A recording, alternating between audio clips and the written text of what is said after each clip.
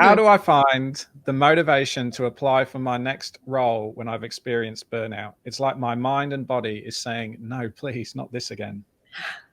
I think coming back to the context, and without knowing the context, if your mind and body is saying, no, don't do this again, then it's probably giving you a message. And I think often our thoughts and particularly our feelings are like signposts. They're giving us messages about what we need or what we need to get rid of.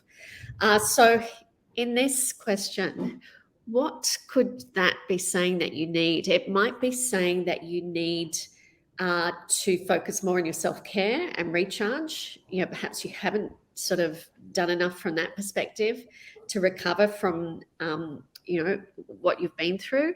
It might also, I've found over the last year, particularly over the last year, it could be a byproduct of this years of sort of challenges, continual disappointments, climate despair, the horrible images and stories from, the Ukraine and various other hotspots in the world. So our brains have been in that sort of collective hopelessness. And the impact of that is we start developing quite a negative mindset. And we start to view uncertainty. And let's face it, when you're going for a new job, there's a lot of uncertainty associated with that. We start to view uncertainty through a negative lens. So we sort of, start to think that there are only negative outcomes from uncertainty. Sometimes it might be a matter of recultivating more of a hope mindset. So, allowing for the potential for positive outcomes from uncertainty. Maybe exposing yourself a little less to doom and gloom social media or news feeds, or counterbalancing them with some more positive ones. Someone told me about, I think it was on Instagram, it's sort of like the good news or the good news. And I'm not sure what it is exactly. But yeah, looking for things like that can really help. And just making sure, even when you're talking to yourself or you're talking to others, really be mindful of how much am I describing the problems versus how much am I talking about the solutions? So I think it's very easy, with what we've been through, to just end up sort of, it feels good, like a whinge party always feels good, but it's maybe not so healthy for your brain. So yeah, that's another thing that I'd suggest having a look at. The third is, if your burnout, if it is potentially associated with some really negative sort of personal interactions on the work front, God forbid bullying or something like that, you might actually have a little bit of trauma attached to the concept of work. And that's probably the situation where you would need to go and book in and see someone and just talk that through and work that out. Really effective. You can often sort of work through that in a couple of sessions. So yeah, a bit of a long-winded answer, but I wanted to sort of address each context.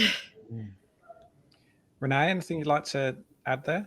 Yeah, I mean, it was very thorough. I think, just to your point, Martine, about how you're thinking about coming at it from a negative space, like if there's a possibility to reframe work and reframe the role that work plays in your life, I think trying to find those positive associations with work, whether it's social connection or whether it's a sense of achievement, or finding, even just writing down, like, what do you like about your job, when we can so often dwell on the things that were not good. And I guess it's all context. And I think your last point around, if there were horrible situations around bullying or feeling uncomfortable at work, that's obviously a slightly different situation. But I think going back into the workforce, thinking about it slightly differently and making sure you're making active choices about what you'll leave behind in that search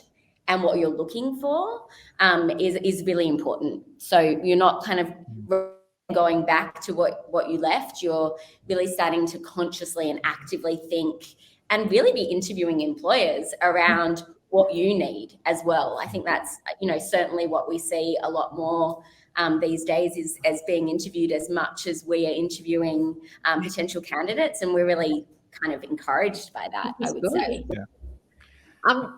I was just thinking as you were talking, so attaching it to like a sense of meaning or purpose, attaching, even the fact of having a job, what that means, and what that provides, in your world, but also thinking about, okay, what's within my control? What's something that I can change, because we do have minimal control over so much.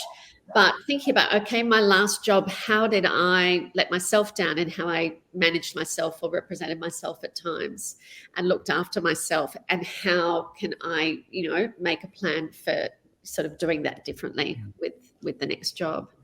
Yeah. And also what role do I want work to play in my life? Yes. Yeah. That's a really important thing to think about. I actually have a friend who really sadly lost her husband last year, and she was an ER doctor, and she made a really conscious decision that she can no longer do that type of work anymore. She has to find something still in her field, but that is more flexible and less demanding from a kind of both a time perspective, but also an energy level perspective, because she's got a 3-year-old now and she's a single mum. And so I think just actually having that conversation, talking to people that and love, and getting a sense of what actually that role needs to be and having real clarity around that helps you kind of take the next step. Yeah. Also not over-identifying with your job. I think that's something we can all fall into that sometimes. Yeah. I do it myself at times. But the more we link our well-being to our job, it makes us a little bit vulnerable. Yeah, that's a great point, isn't it? Yeah, you can't let your job define you. Yeah. And if that's the only source of happiness, then your job really can define how your well-being is, for sure. But that's hard because society, and all our societal and peer influences, it's always, what do you do? What do you do? So it's like you've really got to push back against that. Yeah. But I liked as well, like Renee, you said, and we've heard this a few times now, just how important it is, like, if you are going to spend all that time at work, then you've got to interview them as much as, it's not a privilege to, for you to get that job. It's a privilege for them to be able to have you on their team. And Totally. You've got to try and find ways to change that frame of reference. I think like with parenting, it's a mutual relationship. The relationship comes with mutual obligations. That's what I tell my kids when they wouldn't pick their towels up off the floor. I think you've got to dig a little bit deeper than the classic, what's the culture like? What's the balance like?